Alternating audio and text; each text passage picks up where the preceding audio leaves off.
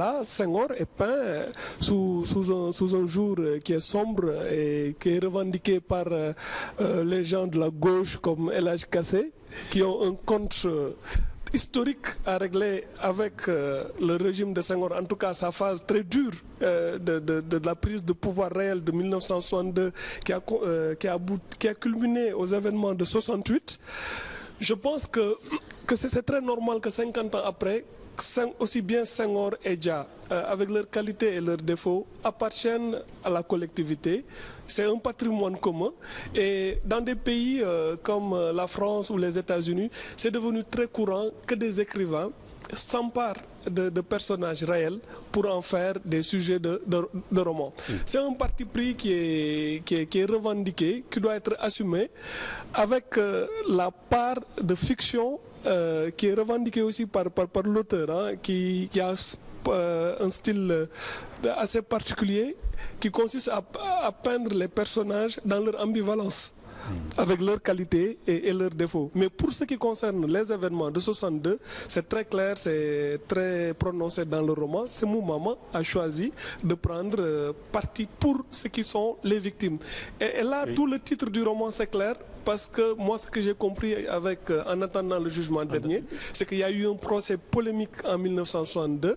Maintenant que la plupart des acteurs ne sont plus de ce monde, il reste le jugement dernier qui appartient au juge suprême. Voilà. Alors, est-ce que aussi, c'est pas une manière de dire en attendant le jugement dernier, il faut que faire? Parce que là, vous dites... Alors, il dit qu'après l'indépendance, les gens n'ont rien fait. Hein, vous écrivez, mais que feront-ils de leur indépendance? Après tout ce tohu-bohu, ce ménage infernal? Rien. Rien, vous le savez, car à peine levé, les soleils des indépendances se couchèrent sans atteindre le zénith, trop précipitamment, comme le sexe d'un lascar surpris avec la femme de son voisin. C'est un échec. Je pense que le constat ne peut pas être mitigé. C'est un échec. Surtout, je pense aux anciennes colonies françaises qui ont mal négocié leur décolonisation. Parce qu'en signant le pacte avec De Gaulle, ce pacte-là, ils n'ont pas signé un pacte de décolonisation, mais de recolonisation, disons, de néocolonialisme. On le sait très bien. La France-Afrique qui est encore d'actualité, est issue de cette époque-là.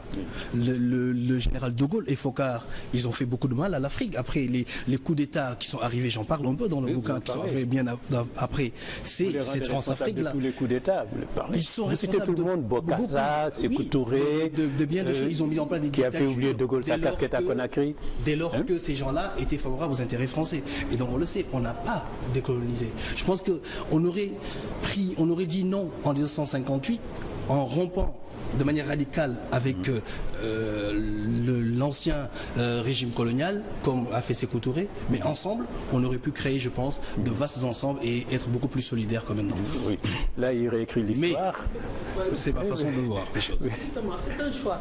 Moi, je crois qu'il a raison quelque part, parce qu'il est temps que nous, les Africains, nous prenons notre histoire en main. Que quelque chose soit fait, que la vérité soit dite. Je crois que c'est son cri de colère. C'est ce cri-là qu'il ressent au fond de lui et qu'il a émis. C'est tout à fait évident que je partage ce que notre ami Diop disait tantôt. Pour avoir eu la chance d'avoir vécu l'ère de Senghor, l'ère Dia, pour ne parler que de notre pays, et d'avoir été dans ce qu'on appelle l'alternance politique, aussi au Sénégal. C'est vrai que globalement, le bilan africain, il n'est pas forcément totalement sombre, mais il y a une sorte de ce que l'on appelle le désastre obscur. C'est-à-dire un désastre qui ne donne pas immédiatement à lire et les raisons de notre échec et la nature de cet échec-là, ou alors ce que nomme l'échec. Toujours est-il que, je ne sais pas si c'est voulu ou non, mais Diop ouvre une perspective à l'Afrique aussi. Je ne sais pas, est-ce que c'est un travail ou c'est juste le hasard qui peut émerger d'un processus de création. Dès le début, il dit « La lune se faufilait entre de faméliques nuages ». C'est la première phrase du livre. Et la dernière ou l'ultime phrase du livre, c'est « Le vent avait soufflé, certes, mais c'était en augure d'une nouvelle tornade, une aigre tornade. » Il y a une sorte de chute, à mon avis, une sorte de je ne sais pas comment les littéraires comme Barke ou mon grand frère Mamadou Ba vont l'appeler, mais il y a une sorte de parallèle entre ce début très pessimiste et la fin, à la fois pessimiste et optimiste, parce que l'Afrique a besoin de tornades, si violentes soient-elles. La violence étant quelquefois accoucheuse d'histoire, pas forcément la violence des armes ou ce que Marx appelle la critique des armes, mais également les armes de la critique. Dans ce roman, il ne parle pas seulement, évidemment, ça se passe à Guinguinéo, vous racontez, c'est un syndicaliste qui raconte, n'est-ce pas, c'est la Libye évidemment, mais le monde entier, la crise boursière, vous vous baladez partout en fait. Oui, parce que les villageois, j'ai pris comme les villageois de Guinguinéo, un petit village, mais qui ressort de plein fouet tous les bouleversements du monde. En fait, regardez comment vous... C'est-à-dire les 2 guerres mondiales, la crise économique, je parle de la crise économique on revoit en ce moment. Je parle de la décolonisation avec tous les idéaux à l'époque qui venaient, le communisme, la naissance du communisme, et bien entendu la fin, bien sûr, les indépendances. Mais c'est les villageois qui vivent cela avec leur esprit et parfois avec des personnages truculents comme Serzan, voilà, qui prend conscience à un moment donné du fait qu'on a été, on est berné depuis l'arrivée des Blancs jusqu'à maintenant, que nos dirigeants actuels, et puis il y a des noms d'oiseaux qu'ils balancent à l'encontre de Senghor, disant qu'on aura, si c'est que Senghor, on ne sera jamais indépendant. Des choses comme ça, voilà. Alors vous dites que finalement qu'il ne change pas les choses, quoi. Hein? C'est en fait, vous dites, malgré l'indépendance, rien ne change. Et il y a un certain désespoir que les choses changent. Il y a eu une désillusion. Oui. Et c'est pour ça que j'ai appelé ça les soleils des indépendances. Un peu en faisant un clin d'œil à Amadou Kourouma, les soleils des indépendances, où Fama, son héros, se rend compte qu'il y a une désillusion. À un moment donné, il se demande, mais quand est-ce que sera la fin des indépendances? Parce qu'il voulait, en fait, il était même en train d'être nostalgique de l'époque des Blancs. Et il arrive même chez nous que d'aucuns soient nostalgiques de l'époque de la colonisation. Vous voyez comment c'est désastreux, quoi. C'est le bilan. Alors finalement, on termine ce livre en attendant le jugement dernier de Sémou Mamadou. C'est que les seuls moments où on le sent doux, caressant, très tendre et tout, c'est au moment où il parle de la nature. Il est même poétique là. Oui, poétique. Carrément. Là, vraiment, on sent qu'il adore la nature. Mais bon, les autres là, vraiment... Je suis plus cruel envers les humains qu'envers la nature et les bêtes.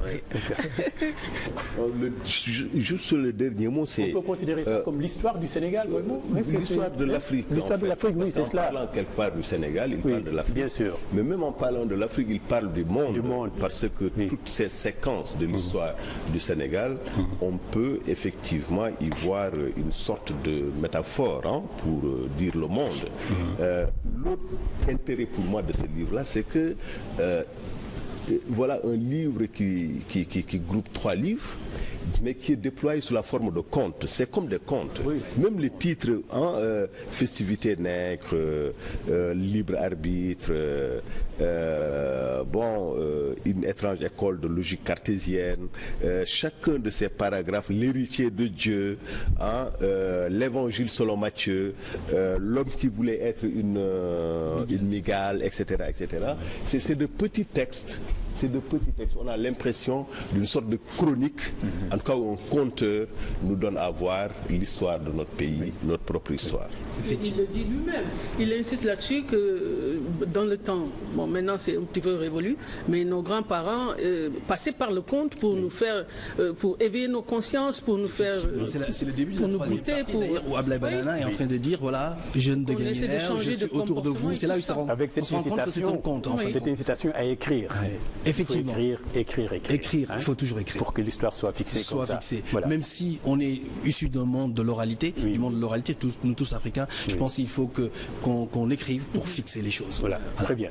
Donc c'était la première partie de cette émission. Nous pensons à la deuxième partie, texte choisi.